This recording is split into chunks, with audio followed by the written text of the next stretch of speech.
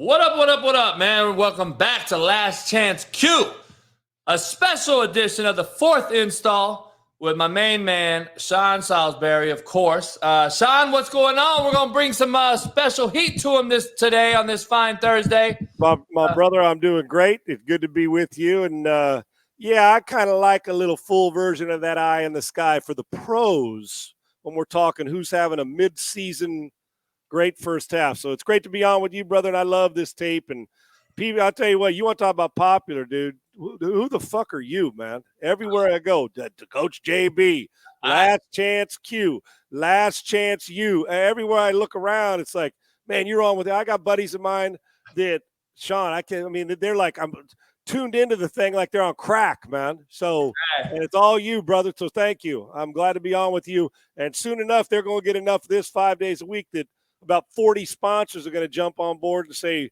come on in. Come to Papa. There you go. It's funny, man. We were hanging out with Pat the other day in Vegas, and we're doing a deal, and these golfers are over there talking to Pat, and all these fuckers come over there. Excuse me. Are you Coach Brown from Last Chance? Pat goes, is this my fucking party, or is this for you?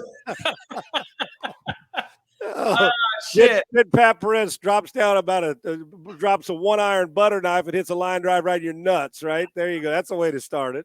Yeah, and then you go golf with him, though, and he just makes you feel like the fucking bum of the earth. Yeah, that's just what I need to go out there, feel halfway decent about my game, and then get buried and shoot 98 while he's playing with two clubs and shoots 68. Hey, it don't even matter what you shoot because they don't carry a card. They don't fucking, especially go out and play with him and Rom and these fucking guys one day and see how you like it. I'm fucking trying to light a cigar, Sean. They're fucking pulling the pin. Oh, of course they are. What are we doing? I can't even light a goddamn cigar. Yeah, dude. And they waste no time. They hit it a country mile. And my favorite about these doggone pricks, and I mean, I say that affectionately, these golfers, these buddies of mine that I've had, and guys like Pat, you go out there and play with them, and I'm sitting here, okay, man, hey, and when they're talking with them on the golf course, right? It's like, hey, man, how you talk to a caddy? It's like, how far is it? 160, 170. Okay, cool. I just want to hit it on a green so I can putt from somewhere. And these pricks are tinkering when they're hitting it to 4 feet, and they're mad. And they're fucking around. They're changing shit on their clubs and fucking screwing shit. And I'm like, fuck you guys. I can't even light my cigar. Yeah, and they mishit a shot. It goes to 18 feet. And it's like, oh, okay. And they're mad and F-bombing and pissed at the world. They're fucking banging fucking music super loud. Nobody else on the course. They're bumping music. We're driving right up to the fucking fringe. And we're fucking getting out, walking, so you don't have to do nothing. You're in the car. People are bringing you fucking steak dinners. Yeah. At Shadow Creek, dude, that's big boy stuff. Fun golf. I mean, phenomenal golf course, but it's also those golfers, dude. It's good to have that kind of talent that you can swing one arm and beat me for 18 holes as opposed to 2, or close one eye and still hit it better than I can. I love playing with him, but I want to cuss him and punch him right in there. I said, listen, if a fist fight breaks out, I'm whooping your ass. But on the golf course, you guys get to win because I can't keep up, and I go nuts, man. So you try to get them as drunk as they can, yet they still shoot 70. I've always wondered, JB, and I've asked them before, how do they enjoy golf if they play a bad round, right? Because I know with me how frustrated I get, and they're pros. It'd be like me and you going out football, and you saying, Sean, throw me a bunch of curl routes, and I'm bouncing the bitch all over the place and throwing it over their head, and we're doing it for fun, and I can't hit a receiver, which I've done plenty in games, missed a receiver, and it's like, then you go home and you're like, damn, I sucked, even though it's supposed to be fun. So when they're out playing just a casual round, I always wonder, like, if they shoot like 74 on a course on their home course, if it's like, that their whole day is ruined, or they're like, dude, I'm a pro. I really don't give a fuzzy rat's ass because tomorrow I'm shooting 62, right? Yeah, you know what? Pat's got that ability, dude. Pat is one of those guys that when he wakes out of bed and is feeling it one day, he'll go out and shoot a 60 on your ass because he's got that kind of talent, right? Yeah, I'm telling you right now, John Daly, who was on my show, who Pat and we got to hang out with Tommy Armour the other day, and these legendary guys. Tommy's still living out in Vegas, right? Yep. Okay. And they said John Daly, is probably a top 2 talent of all time next to Tiger Woods. Yeah, because he can just do anything he wants with the golf club in his hand, right? I was like, really? And I had John on my show, and John told me Pat Perez is probably a top 5 ball striker in golf. Dude, I've watched Pat play up close, like at tournaments, and then watched him play. And and the guys when the guys on tour know it, no, we can sit back and say it. But when those guys that are on tour making money know it, that when he's having one of the, put it this way, he's the type of guy that when he's having one of those 4-day tournaments, you're just not going to beat him. Yes. If he's in that rhythm, it doesn't matter what you do. It's not about you anymore because he's that. It's like that quarterback who's so gifted that he's having that day, you're finished. You got no shot, or a hitter, right, in baseball. Yeah, exactly. It's interesting, too. When I played with them like 5 days in a row out here at Silverleaf, and we were sitting there, and I'm sitting there like, God damn it. And him and Rom, and he's got these guys, and they're just fucking up and down, up and down. I'm trying to light a fucking cigar and fart, right? And I'm fucking driving up. I'm trying to catch up. I'm sweating like fucking a hoe in church. And I'm just sitting there like, I'm like, God damn, can I get fucking like situated? And I started thinking about it, Sean. It's just like me and you. If we were out here throwing the wideouts and Pat and them were out there, and we're like, hey man, he told me the same thing. It's about reps. We're just about reps. We're not rushing you. Just hang out, dog, and we're gonna get our reps in. Just like me and you want to get reps as a coach or a quarterback or a player. And it's no different. When you're elite in your profession, there is no equivalence. And the naysayer and the common general population, they don't know. Don't understand it. And the truth is, and you do, like, you'll play golf, and we'll be talking to, like, you're playing golf with an NBA guy, and we'll be talking about their talent, like, how do they do it? And they'll look at you and say, what are you talking about, dude? I wouldn't want to stand back in there and let somebody come and beat the shit out of me and try to throw a football. So there's a mutual respect and appreciation. And then everybody who makes it at that level is obviously elite in any pro sport. When you made it there, when you go to the gym and play, that's why I always laugh at the people. Oh, that guy sucks. He's the 12th man on the bench on an NBA team. Then you find his ass in the local gym. He comes and plays hoops with the fellas at the gym. And he comes walking in, and people are like, oh, what's he? And he dunks on you. He's got these nuts in your mouth while he's throwing it on you, right?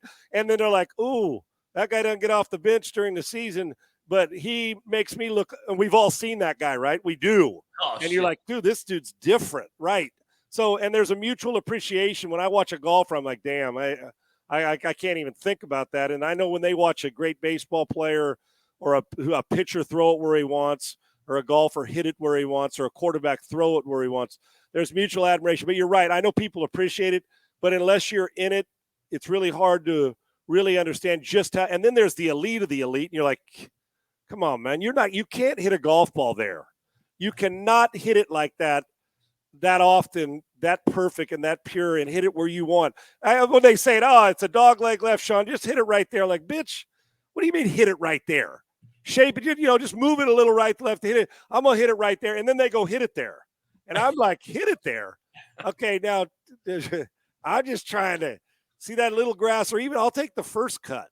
I'm just trying to be able to hit my second shot. And they're doing this and flipping it over and hitting left-handed up against the tree. It's like, I give. But great appreciation for how good these pro athletes are, man. No doubt. We got a special one for you guys. We'll be right back right after this. The Pirates have won it for the first time since 1987. I'm back. Let's go. Welcome to Last Chance Q with myself, Coach JB, and Sean Salisbury. We will not talk over the amateur or under the expert. It's not only the X's and O's, but it's about the Jimmys and Joes.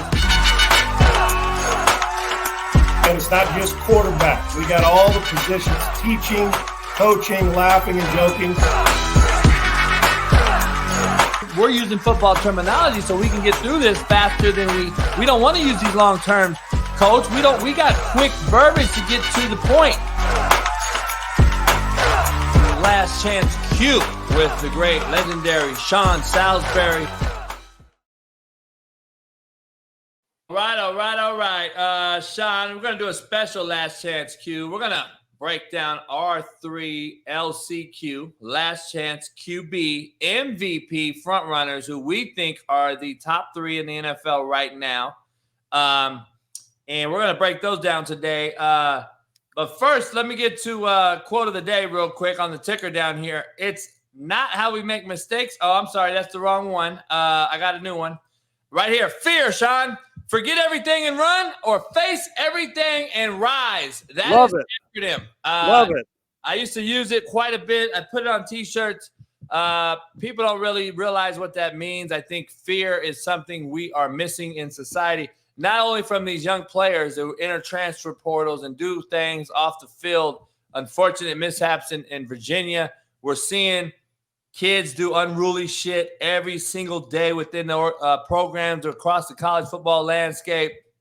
And I said it this morning on my show, like, fear is something that lacks. And it doesn't necessarily mean you have to be scared of the coach or the administrator. It doesn't mean I don't want you to be fearful of me. I want you to fear fucking up. I want you to fear screwing your future up and letting me down, who gave you a scholarship or gave you this or did that. I used to fear, Sean. Sean, I did a stupid thing when I was young, went to jail, did a dumb thing, nothing major or nothing crazy, but a young and dumb mistake. And I'll never forget, I wasn't in there very long. My dad comes to see me on Thanksgiving, and I'm in this fucking clink. And I'll never forget it. He looks at me. He's like, enjoy fucking turkey in this fucking place. And he left, and it was just a fear of letting him down. Fucking just set over me. Like, I let the dude down. We don't have that even crossing these kids' minds anymore. So I just thought that was a quote I wanted to give out there. And you know what's great about that too is it not only takes care of what you're talking about off the field and dealing with coaches and administrators and your teammates and in everyday life that faces everybody, not just athletes, but it also, when you apply it to the sport, think about this, how many people are afraid to make a mistake and realize in reference to what you're saying, making a mistake as a quarterback or a football player is not a life sentence, man. No doubt. It is not a life sentence. I say that all the time. It's simply, you can do two things. You can do that after you make a mistake. You can run, and you can wallow in self-pity, or you can reach back up and it's like anything else, man. If you got a fear about something, what do? Do you run from it and stay scared, or do you address that damn thing and realize, what was I afraid of in the first place? No doubt. And I think there's people that are afraid of success sometimes. I think there's people that are afraid to make a mistake, so they make more mistakes. Your quote covers a lot of stuff. Face everything and rise is one of my favorite parts of that fear. And I haven't heard that quote, and I think it's awesome. And those T-shirts need to be redistributed, brother. I like that. Yeah, we got to get those out. We got to get those back up there. Whole question for today. Who is your top 3 MVP candidates for all you guys out there listening? Because me and Sean are going to break down our 3, and we actually have great NFL film to show for it. So drop your comments, and when you hear this and see this, drop them in the section here below. Make sure you drop your comments in here. I got to get into a couple fan questions here. Number 1, at Caven_LaRose. Who are our top 5 quarterbacks in the NFL this season, Sean? I'll go first. My top 5 right now off the top of the head without thinking. Can I interrupt one quick? Are you going to approach this as your top 5 like before the season, or the way they're playing right now? Right now. The way they're playing today? Yeah. Okay. Right, all right. I would say, I'm going to go with Geno Smith. In no particular order. I'm just going to give you 5. Geno. I'm going to go Mahomes. I'm going to go I'm actually going to go, man, as crazy as it sounds, I got to roll with Brady. I got to keep him in there for what he's done. Even though they lost hit a rough patch, he's still putting up phenomenal numbers, even against Kansas City when they lost. I would say he's in my top 5 right now. He's won 2 in a row. I would have to put him in there as far as those 3. I can't put Rodgers in there. I'm gonna have to put Allen in there, but man, he's slipping out. He's not in my top 3 MVP candidates. So, but I'll have to put him in top 5 just out of pure projection. You know, he can be that guy. So we all know. I'd have to put him in there at 4, and then my 5th guy, just because the team is winning and having a lot of success. I'd have to put Jalen Hurts in there in my top 5. Yep. Mine, I'm going in no particular order. Tua, although that would be in that order. I think he's having a phenomenal season. Tua, Mahomes, Geno Smith, Jalen Hurts, and Kirk Cousins. I'm going to throw Cousins in there because I know that the people are waiting for something Cousins to lose trust in Cousins. He's on an 8-1 team. Yep. People bitch and complain about signature wins. I would say Buffalo's fairly signature. He's won different ways. He's always a guy. I'm going with those. Now, like I said, are they the 5 best? No. And I could easily put Brady in, but I'm going to give Cousins this because by the end of the season, Brady's going to be in there because they're going to go on a run and be dangerous in the playoffs. Watch. But those are my 5. Yep. I like your 5. At c.diamond52 Instagram, he said, "Are quarterbacks and OCs doing too much with starters?" And he wrote a lot. It was a long question, so I'm breaking it down, paraphrasing it for you. What he means is, since we've seen a lot of backups come in and have some success, are OCs or head coaches and quarterbacks that are making a lot of money, are they overdoing it, pressing, doing too much? And then when they dumb it down for these backups and not knowing the full playbook or not throwing the whole kitchen sink at them, they have a lot of success. I think it goes to what me and you talk about every single show here. Keep it stupid simple. I think that is something we discussed. I said do that with Cooper Rush, and I said they will not do it with Dak Prescott. I told them I bet my life on it, and what did we do? Dak Prescott throws 46 throws last game. They lose. Because you just can't do it. He makes too much money. He's too dynamic. You have to do all these things with them. So it's a fine line, Sean. I don't know where you stand. I think you can. I think you can win with mediocre quarterbacks. Not mediocre quarterback. Let me rephrase that. With quality backups that are floating around the league right now, because I think there's some quality backup journeymen in here that can win football games and get you to the playoffs if you surround them with better talent than what you have right now with your starter who's underachieving, like Kyler Murray, like Justin Fields, like these other guys. Keep it simple, stupid's a great point. And you just to validate what you said, and I'll further what I say about it. Colt McCoy, big week last week, they win. We saw what Cooper Rush did. Geno Smith has, in essence, been a backup his whole career, and he's now an MVP candidate. Heineke. And that was Heineke's playing out of his mind. And quite frankly, I might be able to expand an offense more with him right now than I am with Carson Wentz. And they announced that he's going to play, and he should, because quite frankly, they're better with Taylor Heineke. No disrespect to Carson Wentz. All right, for me, I do. I think what happens a lot of times, and I'm not saying all of them, it's not an umbrella statement, but I think coordinators at times who are looking to be coaches want to show you how good and innovative they are, so they get caught up with their guy doing all kinds of shit and forgetting that the simple stuff is what works as long as you execute it. I'd rather have, in my approach, old school 49ers, Bill Walsh, they put in a huge library in training camp, and then you each week pick from the library of what's your base stuff and add a few things depending on who you're playing. And I like 15 passes and 5 runs, run 40 different ways. So I want it to look complex to the defense with formations and personnel groupings and route combos with different guys doing it, but it's the same thing. I can run smash route from bunch. I can with the corner hitch. Now I can turn it into a corner from the point man. The guy coming off motion can run to the flat, and then I can run a whip out with the guy on the outside of the bunch coming back out. I can sprint to it. I can sit on. I can do all kinds of things, but the combo's same.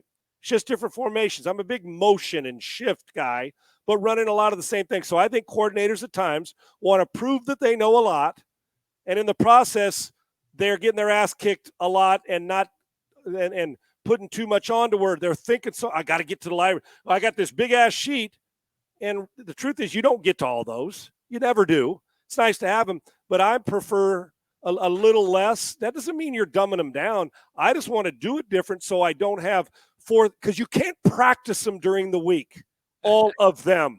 So I'm a big believer in why am I going to run shit unless we've adjusted at halftime, that I'm not practicing and see the execution. And I don't ever put anything in that my quarterback's not comfortable running during the week. If he comes to me and says on a Thursday, Coach, I don't like this, and then we've watched it during practice, and and he tells you why and a legitimate reason why, I'm not calling it.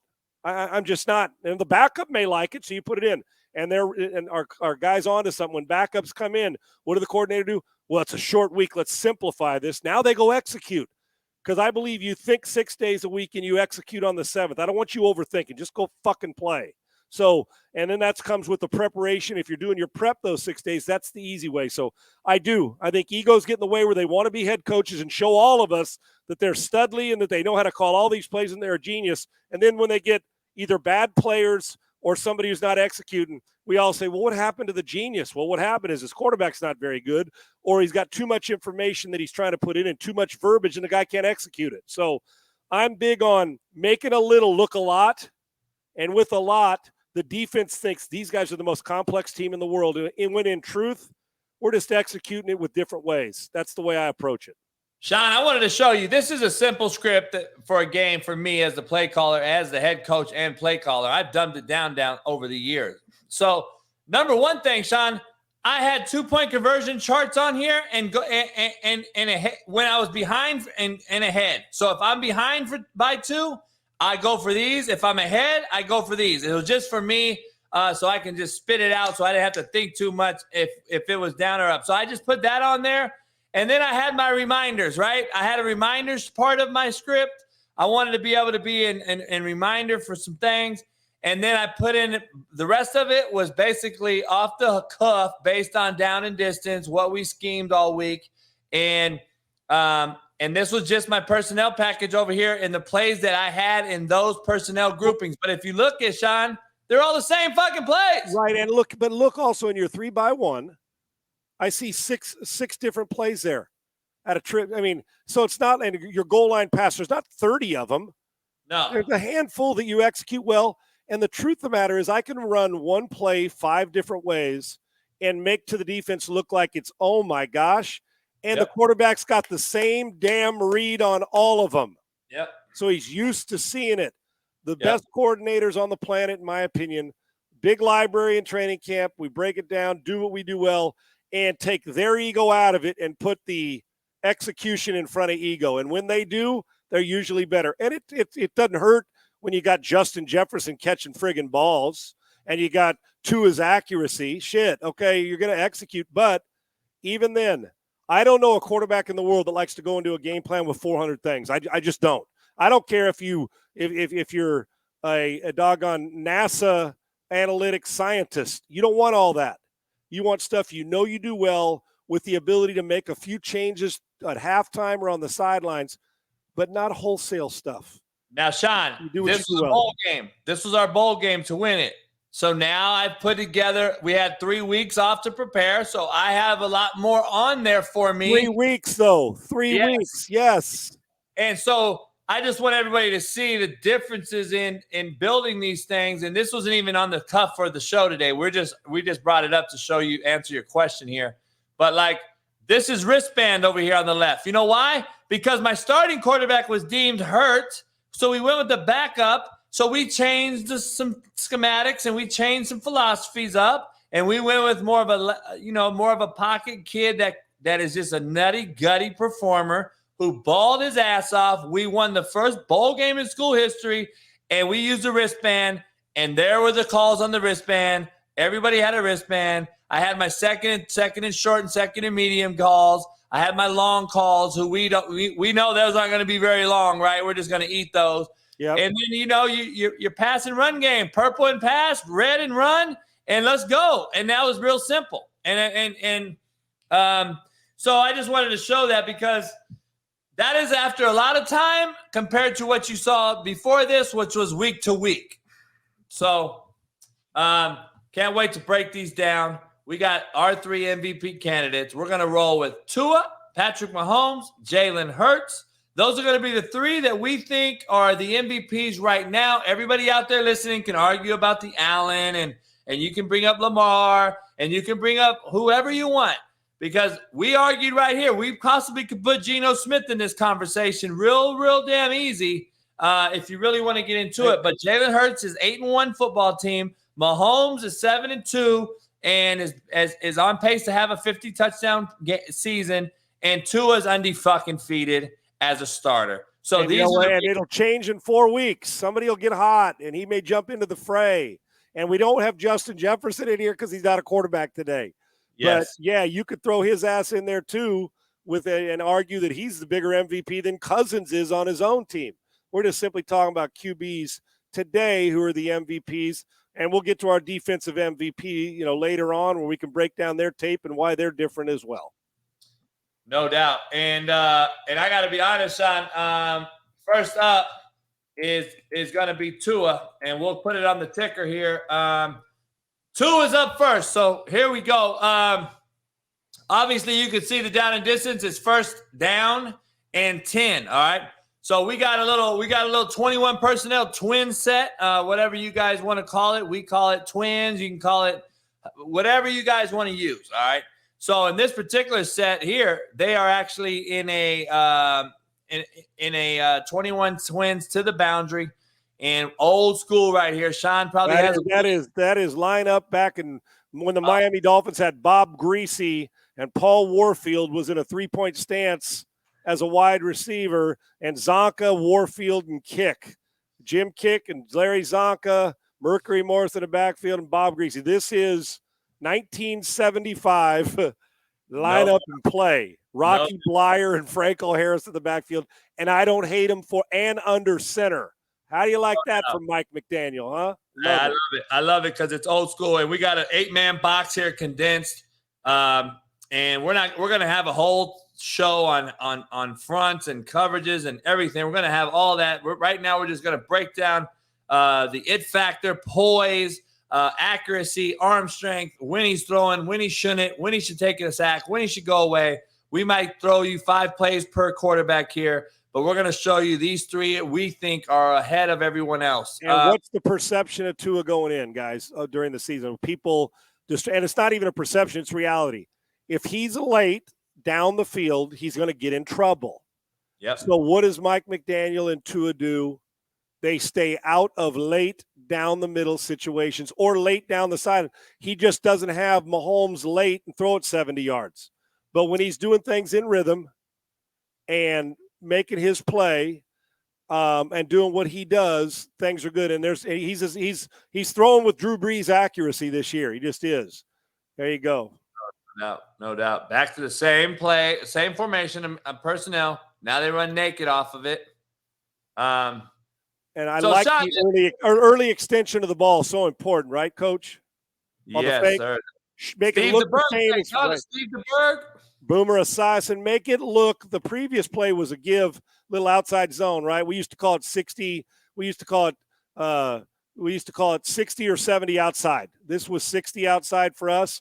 They'd give it, and then 60 outside, bootleg left. Boom.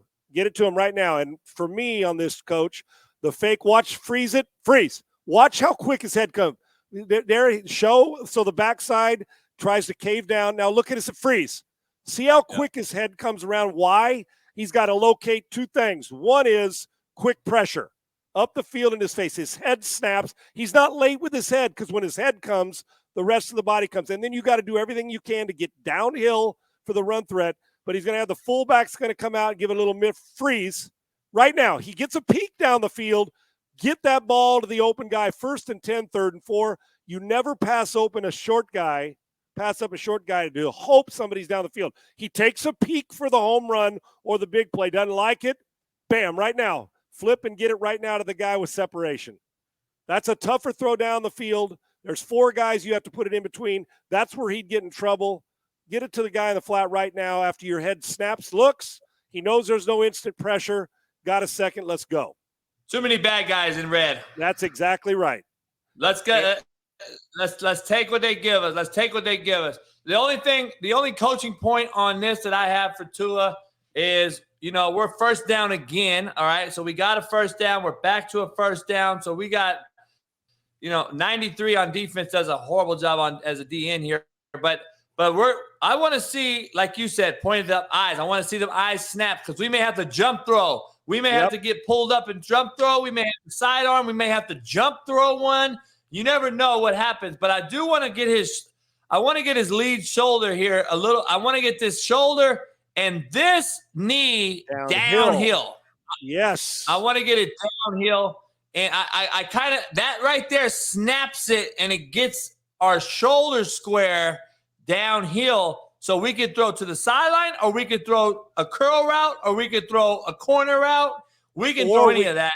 And two things with it, freeze it back there again. And you know what else? Two things is, Coach, is when you get downhill, what Coach saying, that back shoulder, that left shoulder, he wants that thing more perpendicular to the line of scrimmage, right?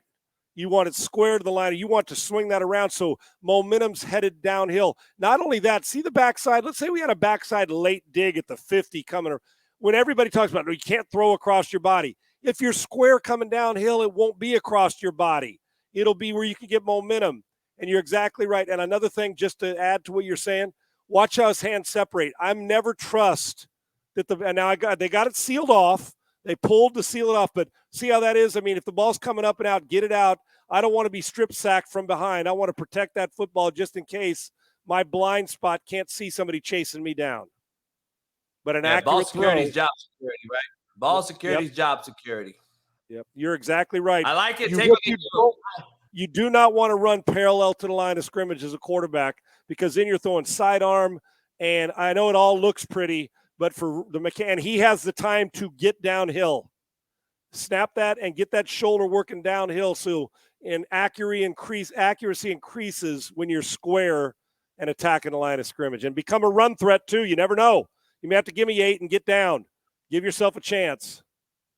I can zoom in on this a little bit, which is fun on this film. We got the best film in the world here. I can zoom in on you and show this here, which is crazy to me. It gets a little pixelated, but it's crazy that we could actually show it as I zoom in. So we have so many things that we can do on this film. But what I don't like is a lot of this gyration here. I want to get fast, turn hips, get our dick pointed downhill. Because why else, Sean, for all you youngsters out there, why do I want your dick downhill? And I'm using terms that most people might be like, damn, why are you saying that? Well, I coach JUCO kids. Guess what? They know what the fuck that means. So we use terminology that is quick to pick up. They're like buzzwords. So if our dick gets downhill, guess what has to come with it? Our shoulders. And now guess what we are allowed to do if our dick and our shoulders are downhill? We are a runner too. See, we're not a runner right here, and it just took him too long. Right there, we should already be downhill being a threat. We could be a threat here to everybody on defense. There's nobody. Yeah, and Coach, to validate also what you're saying is, and you go back to that, I don't like his head. Well, you watch his head from the end zone and squaring up. Free. He gets his head around quick, great to locate. But right then and there, before he gets the hash, that's when he should be locating, is the play down the field open. I don't want him locating late if the play down the field is open. Now, okay, snap your head, take a quick peek. Now get that doggone ball to the flat now. He probably could have got it to him a step sooner. He really could have. No, I thought he was late, Coach. Yeah. I thought he was late. Yes, I agree. I would have got it to him. See, he takes that extra little hitch, then allows guys to – because right now – if he takes that, right. Now, if you want to throw it, dude, that ball's got to come out to that slot. To that inside throw now. But a lot of dangerous guys, right when he clears, take a peek. You don't like it, throw it to that guy now. Right now. Now. This is the youth. This is the youth and inexperience of our league playing the quarterback position, in my opinion. Trying to hit a home run every time, too. You don't need to hit a home run every time. Hit me singles, dude, and hit them now. And if I'm coaching Tua, or if I'm coaching Lamar, or Kyler, or Justin Fields, or any of these young kids, I'm getting them together and I'm saying Monday is 1st and 10.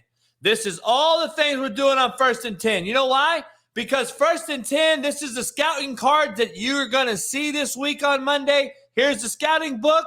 This is 1st and 10, play 1, 21 Twins, boot naked. Here we go. Guess what? Why the fuck are you even trying to throw that? It's 1st down. Take this shit. Let's get 2nd and 5. Right. And you know what? With that, Coach, I'm with 100%. What we don't do enough with our young players and even veterans, we're so caught up on making the home run hero play that we forget that we don't do enough. There's common plays to be made, and it becomes uncommon. Common plays should not be uncommon. You got to make the common play common. Hit them. 6-7 yards on first down is big. The problem is they're trying to make the uncommon play 56 out of 65 snaps. I'm not saying, like I said, it's not a blanket statement, but you do not have to make the hero the uncommon play. Make me the common play, because in truth is, I don't know how you feel, and I get a lot of people that may resist this. If I win on first down, which is 6 yards or more for me, even 5 for some, 3rd down becomes easy. Yeah. 2nd, 3rd down are easy. I ain't got much shit for you on 3rd and 10. I'm just sorry, I don't. I'll blitz you, you'll throw hot, you'll catch and tackle, and now you're punting. Now on 2nd and 4, I dictate as an offense the tempo of a football game. Everybody talks about 3rd down. Well, fuck, dude. If I'm 3rd and 9 all the time, my punter's going to lead the league in punts. If I win on 1st down, which I think is the most important down in a series, win on 1st, 2nd, 3rd will take care of themselves. And I'm a big believer in make me the common play, and then we'll hit the uncommon play when necessary. We got too many guys trying to all the time make the uncommon, home run, grand slam. Hit me a friggin' single. Let the guy break a tackle, and then it'll turn into a big play. That's why they got 80 numbers and single-digit numbers and 30 numbers and 20 numbers on their back, because they're paid to go do that shit for you. Quit trying to hit it. And this is the MVP of the league. Make me that play on 1st and 10 and get us to 2nd and 4. Hey, the greatest compliment, Pat's ass calling me, that the greatest compliment for Tom Brady, you know what people say? He takes the flat route every fucking time. Why wouldn't you? He'll take it every time. They don't care what down and distance is. They don't give a shit.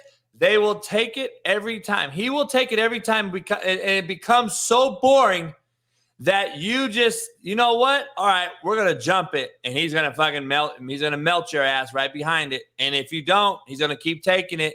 And people don't realize that he'll take it every single You know who the most boring quarterbacks in the history of football have been? I'll give you 4. Peyton Manning, Drew Brees, Joe Montana, Tom Brady. I mean, you start to look and think about the boredom they bring about, right? Yeah, just Warren Moon was the same way. Warren could hit the play. Warren would take the flat or take the shallow crosser regularly. Why? And I remember it takes me back to a Super Bowl. Brady was playing, I can't remember, it was either Tampa against Kansas City or when he was in New England. I think it was his last one in New England. They kept hitting the shallow crosser. Finally, they jumped the shallow crosser, and he ran a seam route in behind it. But it was like a seam, shallow, and an outside mandatory outside release 9. And Brady, boom, hit a rip shot up in the hole but he'll take 6 underneath stuff, flat route, shallow crossers in a row. The great thing about those guys is they were willing to outpatient the patient. They were willing to outpay, because most defensive coordinators that I've talked to think this: you're going to get greedy at some point, and you're going to get greedy, and you're going to guess after throwing 3 checkdowns, and you're going to say, "Fuck this! I'm going to throw the bender on too deep over the mic because I'm tired of throwing the checkdown." And then Mike's going to get 14 yards deep. You're going to throw the bender in the red zone. He's going to catch it. Yep. But if you take the checkdown, then Mike's going to get to the point after about the 6th time. He says, "I'm tired of this." He's going to drive on the checkdown. You're going to get that extra 2-yard window where you're going to throw a 1.1 ball. You're going to hit the bender on too deep, and he's going to waltz into the end zone for a score. Yep. It's the ability to stay patient, one more snap that gets you. Throw this damn ball to the flat right now. I mean, right now on 1st and 10. No doubt. We got and man, is he playing good too? Tua is playing. Hey, the good thing is he got the completion. They did it. These are just coaching points. They'll toss doubt. Right. Student body right there. That's old school too. There you go. Here we go. 1st and 10. Here we got a little empty, Coach. We got a little empty for you. Now, first off, most of the time when they do that, you're getting zone, right, guys? Nobody moved, right? Right. Nobody they moved. stay. We just got bounced. We just got bounced. We didn't get run. Now let's see here. This is a that's a Tua problem. That's a Tua problem. They ran a game. They brought 4 to the side there. They dropped the D in. That's just a fucking little gimmicky deal on defense, but we're an empty, Coach. We're an empty on 1st down. You can't take a sack because now you're putting yourself in a hole. I'm bothered by all this because we should have enough to block them too. This bugs me. This bugs me that we should have enough to block them. Yep.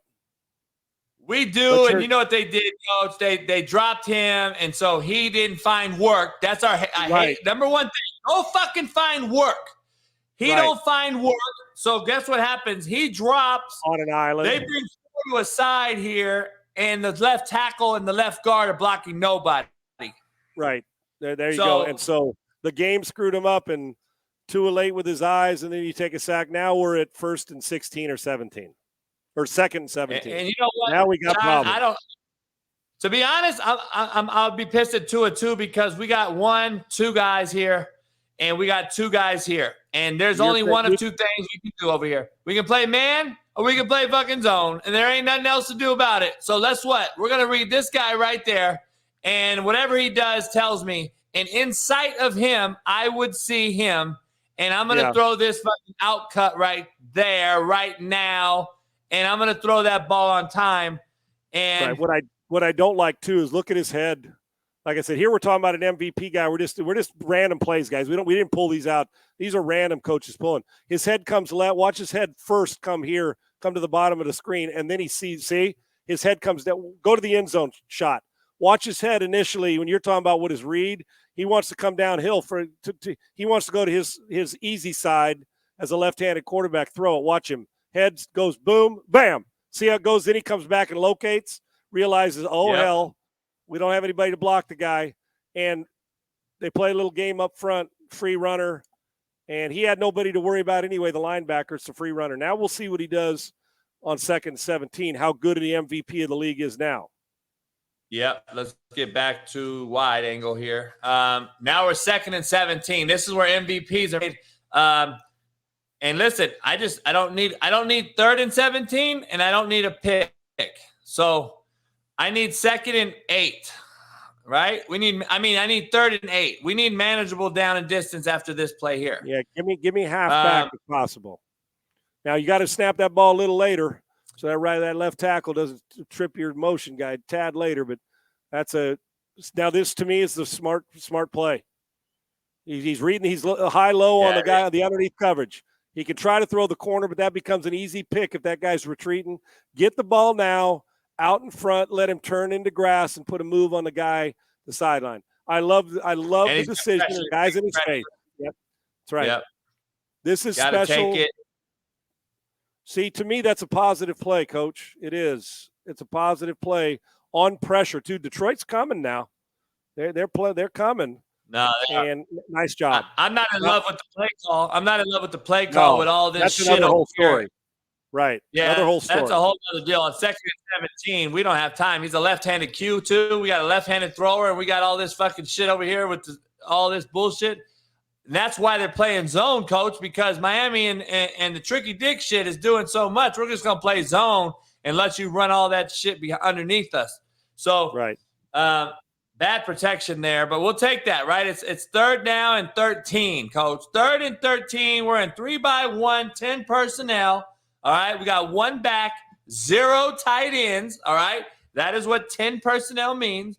And now, even if this is a tight end, he could be 11 personnel, but we're in a 10 formation. So just understand there's a lot of things to football. So we're in 3-by-1. And I believe that is a tight end. So we're in 3-by-1. We're going to just take a 3rd and 13 slam screen and try to get just be safe and punt the football. And what also in this, that is what chance, right.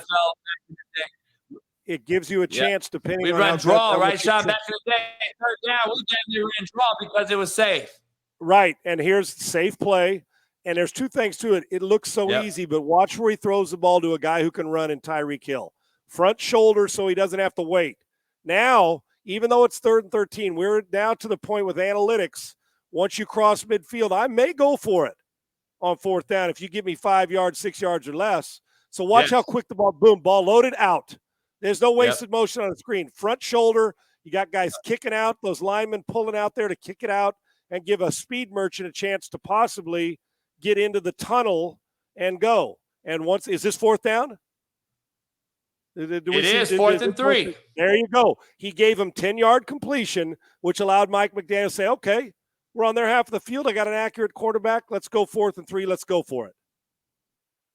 Now we got a little man, cover 2 man look here. We got a little match on the top. We got a little match coverage on the top. They're going to try to bracket. We're going to try to bracket him here. All right. We know what we're doing here. We're bracketing that. Tua should know, Sean, that is dead in the water, 4th and 3. We're gone. Your head's got to come down here the whole time. You're finished at the top of the screen. 3, that is what it is. And it's a 5-man go, right? So we got a 5-man go with man free over the top here. So we got to either get rid of the football right away, or I know I have 5 to block 5. I got time. Now I can either become a runner, or I got to make one of these throws versus press man on time, which he does. With help over the top. And here's another thing. They throw it there. Another thing, freeze this real quick. For you young guys, you see 2-man, obviously there's a chance, and it's a form, but really they're matching up. They're doubling the top of the screen, and then they're playing this guy on top. But the middle field still is open. So what my point is, if you get the true 2-man, we love to beat it with picks and horizontal runaways, because that's all you got to do is create a yard, especially for an accurate passer. It's hard. And why do you think these guys trail technique most of the time? Because they have help over the top. They're baiting you into throwing the ball vertical. So it better be really, really good because they have help. That's why we like to get people running and shallow and hitting balls where there's runaway. And this is what they do. It becomes that. They're mandatory outside release. Now, here's the problem, though, what I don't like on the route count. I don't like the outside guy. It looks like a bust. Why is he sitting on a runaway with the number 3 receiver? Number 1 goes and sits. Yes, clear it out. Yes, this is not. If this is the route combo, then I got to get into a different part of coaching. That guy should be cleared out, even if it's a switch route, whatever. So the inside number 3 can run away and have the sideline to run away. But this is a good call to the 3. Run away. We're not going vertical over the top where it has to be a perfect throw with a trail guy. That outside number 1 needs to get out of there. Clear it out. We're basically working an option route with the number 3 coach on pushing up. And if he had outside leverage, to be honest with you, I'd have run him away inside. That's all. That would be a Y option for the number 3, but he runs away. Hey, coach, this is what we got to do. The NFL. Go ahead. You hear me? Yeah. No, I think when I'm playing the thing, I think it cut out on me. So we know you can explain it better because we're in the NFL. This is the Gesicki, the tight end. So they removed the linebacker from the box and walked him out here to match this thing up. So now you got a backer on a tight end. Let's fucking clear him out of here. Why not? Like there's no reason to have him in here when we're gonna run this guy on this quick bender for the first down, right? Yeah. Now, if you wanted to do this, Coach, if you wanted to take Gesicki and start short motion him towards the line of scrimmage and come underneath the 2 and 3 guy and run a runaway where he ends up running and gaining ground up to the 36, 37 yard line with the guy on the upper right, clear out outside mandatory. If you're going to run him in there, put your foot in the ground and come underneath the 2 right there and come off him and start to gain a little depth. Now the number 2's running that slot, that fade route. The number 2's running and going. Now you got the 3 route pushing up, and he's got the sideline. Now we got a combo. But with the way Gesicki ran, they're sitting him down, and you got a guy who's basically you're going to run him into trouble if he holds the ball longer. Thank goodness you got the MVP of the league making an accurate throw on 4th and 3 and giving him a chance. Boom, quick hitch, ball's out, first down. That's why he's the MVP this year. The accuracy has been phenomenally uncanny. No doubt about it. That is Tua in a nutshell. And there's a million other great plays, folks. Just again, if you're just tuning in, this is no editing. We're just all coach is doing. We're just grabbing plays, even run plays, because we want to see run action. That's not where the MVP's ranked on, because we want to see gaudy numbers and the rest. They're winning. He's putting up stats. He's accurate, and he's playing out of his mind, which is great. You'll see a million shots from us this about Tua, running bang posts, hitting guys on runaway over routes and on shallow cross and on quick fade hole shots that he got to get out on time. We're just trying to show you a little snippet of stuff. That may look like a minor play to you, but think what he did on 3rd and 13 and 4th and 3. Those are little things that create big opportunities. And here's the other guy in the NFC that was as maligned as anybody. Well, is he a starter? Should he be playing? He's got his team at 8-1 in Jalen Hurts playing good football. Yeah, we're Jalen Hurts time, Coach. And so we're 1st and 10. We're a little bit of a little 12 personnel, a little ace personnel. We got 3 tight ends actually. We can probably call this 13 personnel. 1 back, 3 tight ends, 1 receiver. First down, little RPO or play action, little play action. Play pass, and I don't want that for my MVP. I tell you that. I want to throw that away, Jalen. We don't get it gets cloudy. Let's throw it out of bounds. And here's one of my problems with this. So we're showing you the good and the bad. Now, here's what I want to know if you're vision. Why? I'll tell you where to freeze it, Coach. At the top, just before he bails right, freeze it for me. Freeze. Right there. Yeah. Are we climbing the pocket, Coach? Right. Push, push it a little farther so we see the guy at the 32 blocking. Freeze. Now, look at that lane. You don't run into trouble. They got a twist going on, and they're going to play a game where that guy's going to go out and keep his outside arm free. The guy who's going to go outside and force him. Now, I know he's an east and west escape quarterback. I get that. But what's going to take him to the next level is be a north and south climber. Now, put your foot in the ground, take 2 quick hitches, maybe even a quick reset to your left, and then slide. And now you're in position to see through that tunnel. Now you got a chance. This is just a throwaway and incompletion. But while they had pressure, he helped the pressure by running into the pressure without being patient and seeing the pocket. And you'll see it from here. Great player. Boy, freeze. Right there. Why bail to the right? You got 3 guys outside the tag. Look at that. All 3 guys are forced outside. That's why we do it. We're creating a chance for you to climb. And now, if he doesn't have anybody, guess what he can do with those great feet of his? Give me 8. Sean, we have a wall here for him. That's tailor-made for him to climb, escape inside, or make a throw to somebody. He ran himself into pressure, which we don't talk enough about on national broadcasts. We just don't.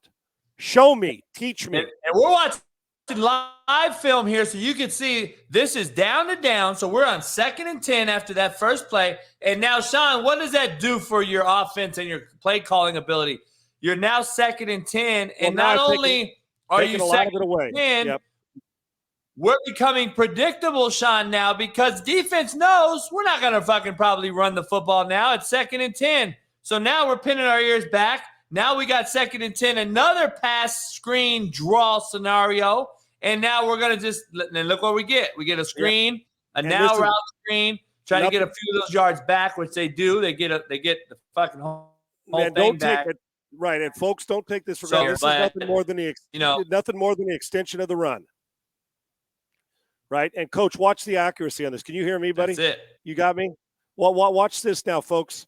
The accuracy, and watch how quick we take these and then sitting in the stands, we just assume, oh, this is easy. But watch how you catch. You may not get the laces. Boom. I know it's a little fake, but gives the guy a chance not to have to hesitate, bobble because the ball hits him on his back shoulder, and a shitty first play turns into a monster second play on about a 10-yard, whether you call it a smoke screen, a tunnel, depending on what you call it, little smoke screen, pop screen, and get it tied in with the ball in his hand, who's flexed out there, and get him working. Make yourself a play. Accurate throw and on time. And Sean, And Sean, talk about the ball speed. A lot of people don't realize I got to watch Derek Carr the other day live, and Derek Carr is throwing these balls 100 fucking miles an hour. Like catchable balls are a huge part of accuracy. Yes, and they're part of every throw can't be 110-mile-an-hour fastball. Fastball, I call this simple. Give it to him firm and accurate. I don't need to friggin' kill him with it, because a tip ball up in the air there, you know what happens. It ends up in the other guy's hands for a pick or a pick six. It is firm, it comes out. Urgent doesn't mean hurried, and it doesn't mean overthrow it and try to overpower. It's a simple swing route, but he's coming to you. And remember, his momentum's working towards you. So it's a nice firm throw with accuracy without trying to kill him with the friggin' ball. But a good job by Jalen Hurts. And second Sean, long. the thing about it is, makes a good throw. Go ahead, Coach. And Sean, know thy personnel, right? Yep. Know our personnel, right? Like, right. Know who we're throwing to. Fullback, tight end, running back. Don't fucking gun the ball to him. Yeah, and you make such a great point about that. How many times you seen a back with like a fullback with big pads in the old school, or an H-back? Guy throws him a ball that's like up above his shoulder pad. It's like, well, he doesn't go up and get that like Justin Jefferson would, right? You got to body certain guys that you do. We always joke about know your personnel. Where you throw the ball has a lot to do with understanding personnel and playing this position. I would grade Jalen down on this. A loaf. I think this is a loaf. I want to see this fucking ball carried out full speed. I want to hold this guy right here. I want to be an actor. I don't want to be we don't want to watch the parade go by. We want to be an actor. Let the crowd tell you what the parade's doing, right? And Coach, you make such a good point. I'll ask you. No, aren't we trying to set this up for a play later? And if he's not running it out, how do I know what that guy's doing if he's not? Yep. And we're trying, and we could be even second level and RPO second level this guy, or double option this guy. We don't know what they're reading. It looks like they're trying to block this, or he could be trying to get off this and read him. I don't know what they're doing. I'm pretty sure they're blocking him. So, you want to make sure it looks the same every play. Amen. 2nd and 8, Coach. Jalen so far, then you guys can compare the 3 quarterbacks after 5 plays each after that. But this is the thing that I have watched and I've seen so far, Sean. Bubble screen here. We're a lot of dink and dunk with the Eagles. Yep.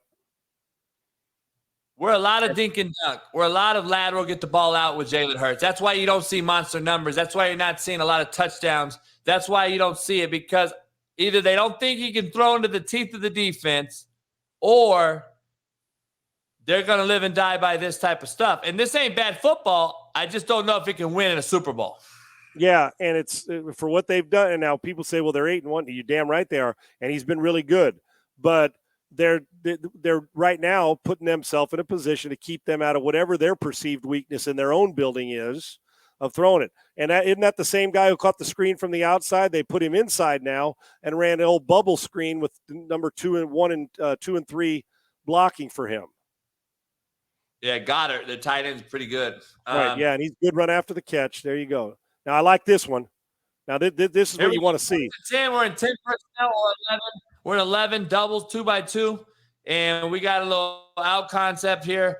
This is the read, Sean. Explain this. This is the read. We got 2 high, open, and here's the read for the Q. I would tell the QB, because unless we know it's cover 2 zone, which it doesn't appear to be, but this could be cover 2 zone. This guy is going to occupy that flat defender or that alley backer. If that alley backer buzzes, we're looking to throw that seam based on that Mike backer right there. If that alley backer were to go there, we would look to that. Right. Now go back, Coach. Here's what I think this is. Go back to this pre-snap. If you're Jalen Hurts, first thing you do, we've already located the play clock, right? Now you got to locate safeties. Middle of the field is open, and you're running an out cut. So you got to find out, okay, where's the rotation? Who's going to be the off-cover guy? So I have a free rein and out cut. It's a 10, roll to 12, 12, roll to 14, meaning this guy down at the bottom of the screen. And here's what he's looking at. To me, this is quarter, half. They're playing too deep at the top and cover 4 or some form of man, because what happens is the number 2 receiver, Goddard, when he on cover 4 or quarters, freeze. When he gets to a threshold of 10 to 12 yards, the inside slot defender jumps him. So it becomes man on the outside. To me, this looks like too deep at the top and some form of man or quarters of the bottom. So watch Jalen Hurts now. So he knows that since it's not too deep, because you don't want to throw an out cut, because my guy would be running a fade, an outside release fade versus too deep on an out cut. But he realizes bail, freeze, the ball's out, and he's giving him room to run. Now watch it. You can't hitch on this either. If you're Jalen Hurts, we'll get the end zone shot here. So he knows with the rotation that they're playing quarters or man here with too deep, a safety over the top. That guy at the top, you can't throw any out cut or anything. Now we got this free run, 10 roll to 12, 12 roll to 14. Watch the fake. Now watch how quick the ball comes out. This is grown man stuff now. Quick flash fake. Now you got to put your back foot in the ground, and the ball's got to come out before the break. These guys are too good at corner. They will squat and drive on it. There you go. And this is the new deal. This is the new coverage. Everybody's running this match coverage, this quarter match deal, which it looks like quarters, but it's really cover 0. It's basically 0 because to one if side number of the field. If number 2 goes vertical, guess who has him? Safety. Right. If he goes horizontal, the linebacker's going to pass him off. If he goes right now, if he doesn't get to the 10 to 12-yard threshold. So and Hurts, obviously, through study this week, knows they play either quarters or matchup man. And now look at the end zone. Watch how quick the fake. Now, you remember, this is the hard way. Flip your hips, ball got to come out. There you go. No hitch, on time. It wasn't even his best rip shot. But when you throw with accuracy onto him, now that's a guy standing in the pocket, delivering the football with a high arm angle, gives his guy, I don't know, was that A.J. Brown? Looked like A.J. down here at the X. Yeah, it was. And making the, or is that the Z? I can't tell where the formation. Now sees the coverage again. A.J. Brown. Same thing. Yep, same day. And now he's got off coverage. And what's he do? Takes a quick hitch, throws what? Is that a curl route? Little curl fade away. Push the curl. Yeah, there he is. And he's hitting him on his outside shoulder because he likes the leverage. That's exactly right. Bam knows it. Curl route, guy comes back, and then he throws him to his outside shoulder because watch the corner drive on inside leverage. This is called accuracy. Hit him on his outside, turn away from the most dangerous leverage guy, and boom. Now Wilson back-to-back, can't cover him. Nice job. Put it away from trouble. You got conflict. There it is. Read it. Easy pitch and catch. Simple pitch and catch for Jalen Hurts. Yep, and there you go. That's just taking what they give you. Back to another screen, ball laid on the ground. So that's Hurts. Good stuff. We've seen both good accuracy from Hurts and Tua in these first 2 videos. No doubt about it. That's the thing about it. These guys, those 2 guys right there. I mean, I don't know, Coach. We'll give our evaluation at the end here, but it's interesting to see some of these. I haven't watched them in totality. We haven't been able to see too much of them, but it's good to see these guys play that I haven't got to see a lot of. Right. In the last couple minutes, we get who? Mahomes next. We got Mahomes, Coach. Now this is a different cat than the first 2 guys. Okay, this is a guy who can pretty much take away the mechanics and everything else. You're just dealing with a different freak show here. This is an alien talent at quarterback, and we don't need to tell you that. We already know. Everybody in the world knows this dude. And he's so we got a second and 8 every year. Yep. 2nd and 8 here, 3-by-1, a little 11 personnel, but we're in the 10 setting.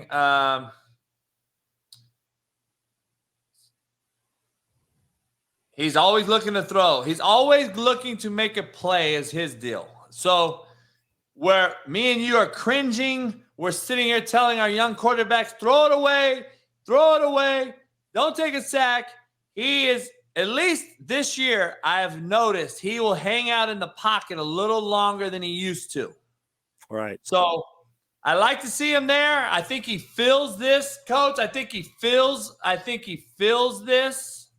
Right. And there's different clutter stepping up on this one than there was when you saw the Jalen Hurts tape. Yeah. Now he knows he can break contain because his guy's engaged, and he does, and does Mahomes things and throws sidearm and off balance and running parallel to the line of scrimmage and incompletion, but that's him.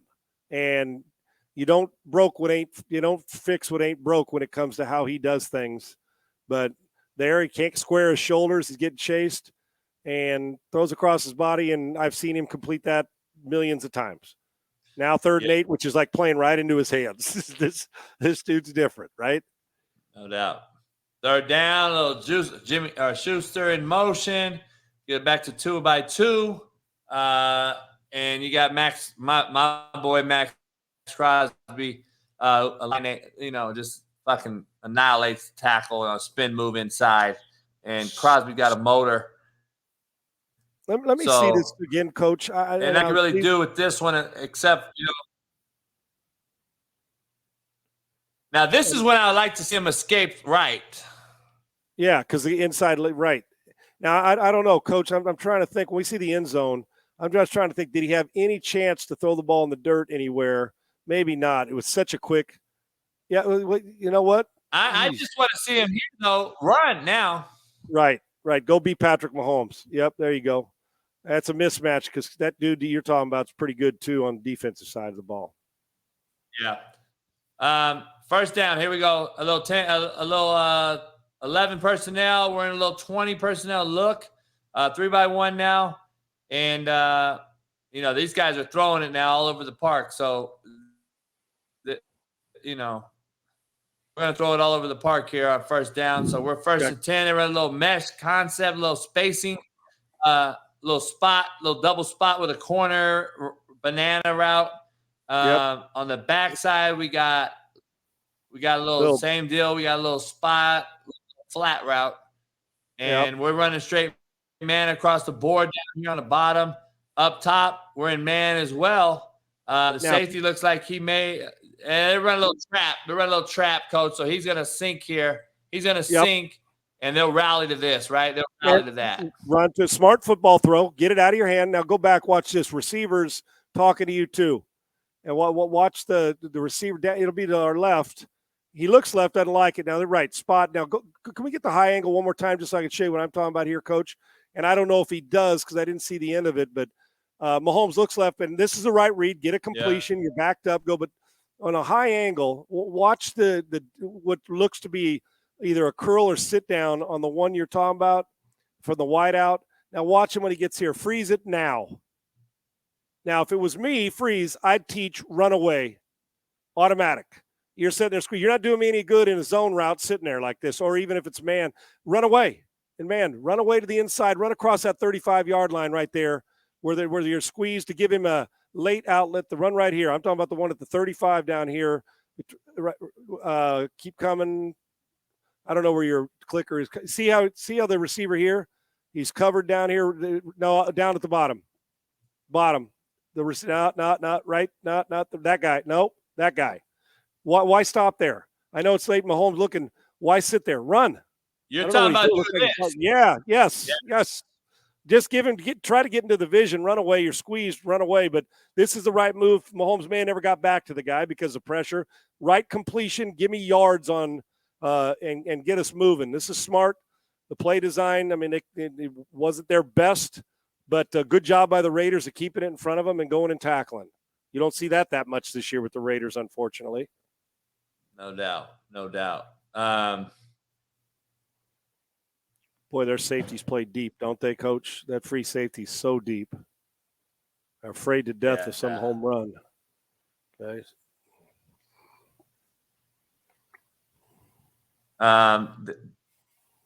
They love to run these quick hitters to their quick guys, right? Return motion, swing route, screen, whatever they call it. Empty. Here we go. 2nd and 3. We got empty. 2nd and 3, back and empty. And we're going to just replace. This is just taking candy from a baby. We got match across the board up top. We got a lot of places in this zone. Yep. Look at the backside rip shot if you want it. Between the top numbers and the hash mark back here. Yep.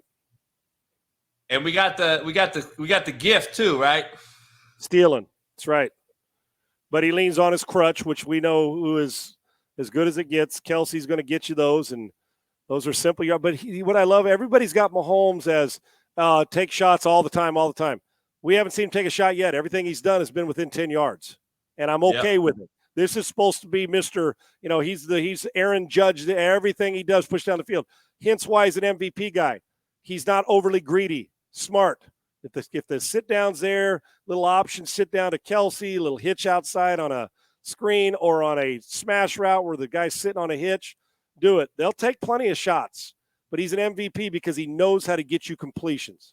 Sprint right flat, simple. He knows he's got a chance, push up. Look, coach, he even though he doesn't square his shoulders because we know he's an off-schedule guy, but I like the timing of the throw, don't you? Oh, yeah, no doubt. I want to see that. I want to see that damn right hip now get turned so we get downhill. And you know how you do that? I want to get downhill. Now he's if he was covered up, now I'm a runner. Right. Instead of I'm lateral to the sideline here, which I just want to see him mechanically get a little bit better. He does look better this year than he has in the last 2 years mechanically. I will say that. Go back and watch his first step too. What'll help you young quarterbacks. Mahomes, like I said, we're dealing with a different cat who can make throw underhanded. Is step for depth will help. It'll help you to get wide and get downhill. Little step for depth and then get downhill. But Andy's not going to tell him much because, well, he throws the ball as good as most guys that are square running sideline, but he loses his run threat ability by staying parallel to the line of scrimmage. Yeah, so we'll get a little depth and get out of there. Squared. Right. And explode out of there. We want to see it, right? Yeah, we want to see it too. We want to get a little depth so we can see the bad guys, right? Amen. Create space. Yes. Here we go. We got a little match here. Now he's going to run it. Now, here we go. So now, take what they give you. I like his decision-making so far. Like, you don't like it. He doesn't have to force anything. He don't like it. Now he's off of him. Like, while he's on him, I can see why he thought that was going to cover this. But, yeah, so he left it. I understand it as a quarterback, so I get that. And then you got to just take off, right? Because there's no – Sean, explain to him – there's no point. This is no return. There's no going back here now after the first time because it's a pick six. Right. So once you leave it, you got to go. That's exactly right. Yeah. He looked at, didn't like it. I'm getting to the point where maybe his vision was impaired to the left there, Coach, right? Yeah. You see the pass rush, two guys, maybe he couldn't see the vision. Normally he'd put his foot in the ground and rip it. Didn't like it. And then sees a lane and all of a sudden just reacts without hesitation. Oh, the lane's there. Let me go get you 7 or 8. And now I'm playing and living 2nd and 7, whatever it was that he got. Maybe it was 3 or 4 because where he was in a gun, but a smart play. Think about this now. We're talking about the guy who's the biggest home run hitter in football, and look what he's doing. Making smart plays now back-to-back with his feet and doing it short passing game, getting the ball out and making efficient runs and then not being a hero at the end. Pat Mahomes is no good to me with a torn rotator cuff or a separated shoulder on the sidelines. Your ass down. You don't need to take on 4 guys bigger than you. Yeah, right? No doubt. Watch one more play here. A little bunch set here. Look for a crosser. Look for a mesh concept. Look for a slot smash corner. Look for a crosser. We ran a little boot naked out of it with the floater across the formation. Juju comes across. I don't know why he's so quick to get rid of this. Yeah, he's got time to draw the defender, right? Could have drawn the defender, don't you think, Coach? Yeah, we want to wait. We want to keep coming on that. We want to keep going, right? Keep bringing his ass. Bring the defense to you. Agreed. So let's go one more play. I want to see if one more we can see that's good. So we end up. But all this, like I said, folks, it's just raw film. Coach didn't go through and say we're going to show you this. We got access to so much of this tape. You'll see a million good. We got to see some of the bad that makes these MVPs because we've shown you 3 guys that are in the top 4 of the MVP voting right now. Now, here's the difference. Now that ball, listen, it's incomplete, but here's why he's who he is. Getting pressure, little sidearm fling. Ball should have been caught unless somebody got a hand on it. I don't think they did. Watch this, Coach. This is the way. Yeah. This guy's not afraid to take chances. He's got balls. Little drop shot. Ball should have been caught. Even though it's a tough catch, get a second hand up there if you can. It shouldn't have. Yeah, you're right. It shouldn't have been dropped. I mean, goddamn, Juju, catch the ball. I just think these guys are going to hit a wall eventually, man, because they don't have that home run threat no more. Hardman's not Right. Tyreek. Hardman's not Tyreek Hill. Safety from depth, Sean. Right now, though, our indicators got to be going off. Ding, ding, ding, ding, ding, ding, ding, because it looks different. One of these guys are coming. One of them are coming. Too many guys over there. They don't need anybody else. That's exactly right. And coach, you know what else? And he's a little casual in the pocket too with his feet. And if he wants to raise up and hit that inside number 3 right now, if you see that blitz coming. And also, coach, I know you teach this. I do. Once you get inside the 30-yard line, you're built in. Your eyes. You're going to be hypersensitive to pressure. They're going to start dialing up something. See the guy, he throws it late to him. Couldn't he have thrown it early to him? Coach, am I wrong here? Go back. And this is the best quarterback on the planet. Freeze. Even if you can't set your feet, right now. See before the crosser comes. And if you want the shallow, that even earlier back here around the 21-yard line, he could have. Or that right now is an easier throw than the drop shot over there, but it's Mahomes. So what about this? If you see him freeze, shallow cross, is that Kelsey on the shallow? A little crosser. If you raise up, this is a tough play that we. A little bit earlier when he sees the guy leave on his side, on the strong side, you can separate. Yeah. Now, I'm not making that play. We expect so much from Mahomes. We just think he's going to make that play come hell or high water. But there you go. As another MVP guy. This is not their cleanest series, but they fight and they'll go win it and take care of their business. That's him. But not a lot of clear vision. This is tough. You get it to him sooner, but he believes he's going to clear it out and throw that little drop shot over there. There you go. Yeah, I mean, I don't know if he can climb. He probably don't feel he can climb the pocket because he's already shut the distance out. It would be an off-balance replace him throw. There you go. Let's see one more here. Okay. We put 45 in the game, so we could probably run some type of – they hand it to the running back. Let's see, one more pass. 3-by-1 again. Oh, that was almost an illegal shift. 2 guys moving, right? Foot in the ground. Let's see what he does here. You know what I love about this tape and this last play is that all we've seen is this, and normally, is he's not passing up completions. Hence why he'll put up numbers. Eventually the defense is going to give him a chance to hit those seams or whatever it is he needs to hit. Great stuff, man. Great stuff. You're the man. No doubt. Those are the 3 guys that we got. I don't know what you think. And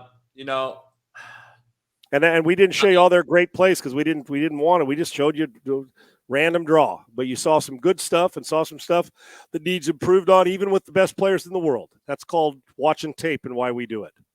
Yeah. If you had to take your out of those 3 right now, my MVP right now is Tua. You like Tua? Yep, numbers. He's got everything you need. Numbers, wins. He's dealt with adversity. He's come back from an injury. And Mahomes is always going to be. He's like LeBron. He's like Jordan. He's always going to be in the talk. To me, Tua's impact, and we saw as baseball terms, wins against replacement. What does the guy do that replaces you when you come back? They're not very good without him. So it tells me, and I know that's the starting quarterback, but there's a lot of questions surrounding him going in. He's the MVP because when he's on the field, they play better, they win, and everybody's numbers and performance elevates. No doubt. Well, hey, Sean, we're at number 4 already. We wanted to just break down some tape today and show you guys out there where we are. Next week, though, we would love to break down Aaron Rodgers, Tom Brady, Jared. Yep. We're going to break down Allen. Huge show on Tuesday, brother. Huge show on Tuesday pre-Thanksgiving next week. Yeah, we won't have a show next Thursday for Thanksgiving, just so you know. We'll be on the road, so there'll be no shows Thursday, Friday, Saturday, Sunday, so you guys can have a lot from today and Tuesday for next week, and then we'll be back the week after again. And like I said, we got so much thought into this. We're going to be have guests come join us. We're going to break down film. We got so much film to show. Trust me. I know a lot of you guys are hitting us up about showing more film. We will get to it, but we also want to get to a lot of things that are common to us but uncommon to you, and we want to make sure we bring that down and break it down as well. So we'll break down all things. We're going to get into mechanics.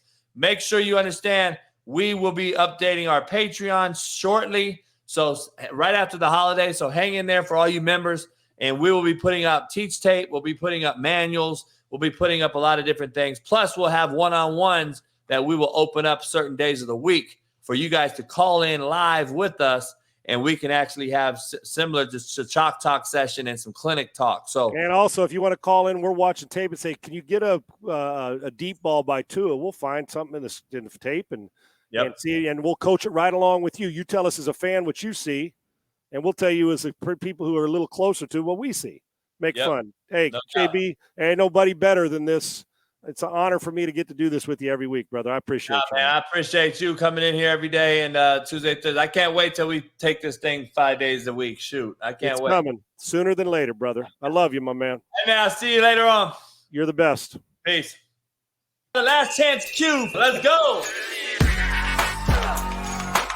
And I just cannot wait to bring over 60 years of knowledge and experience to not only the novice football fan, Sean, but to the veteran football coach as well.